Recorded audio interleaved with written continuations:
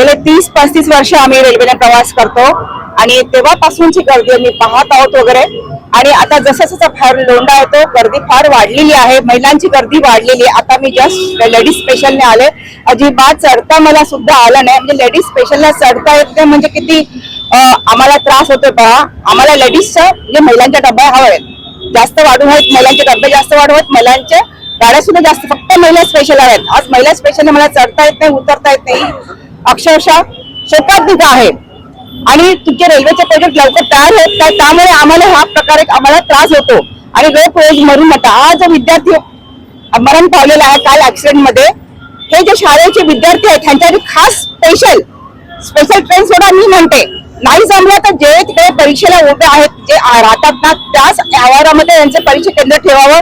मुख्यतः असा बळी गेला असेल. आज मी ना श्रद्धांजली खरी वाहते, अशा प्रकारे वाटते की तुम्ही फक्त एवढं केलं दाखवा की हा मुलाचं निधन मरण आहे तर तुम्ही जागे व्हा. हा आज आपल्या घरातला मुलगा वारला असेल तर कसं झालं, प्रत्येक घरातल्या लोकांनी आता विचार केला पाहिजे. आपल्या घरातला मुलगा उद्या जातो तो परत येतो की नाही, तरी सर्वांनी आता उठलं पाहिजे. आता जागे व्हा. आता सर्व संख्येने आम्ही आंदोलन केलेलं उभा आहोत. कारण का आम्ही तळकळीची विनंती करतो, उद्या माझ्या घरात जाईल, उद्या तुमच्या घरात जाईल, तर अगदी जागे व्हा. तुम्ही ट्रेन वाढवा आणि मुलांना परीक्षेच्या वेळेला योग्य ते त्यांना सुविधा द्या. त्यांच्या घराच्या जवळच त्यांना करा. रेल्वेच्या मी महिलांच्या बाबतीत सांगते वगैरे, हेल्पलाईन हे सगळं आहे, मला मान्य करते.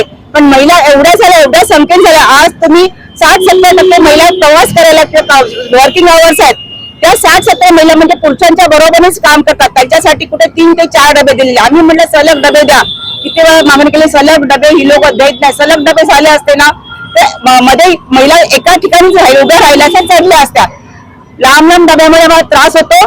प्लस पसल्याचा डबा अक्षरशः सगळ्या ऑफिसर महिला आहेत वगैरे, त्यांनी पसल्याचा पैसा परवडतो आणि ते प्रामाणिकपणे क्लासाचे पैसे भरतात.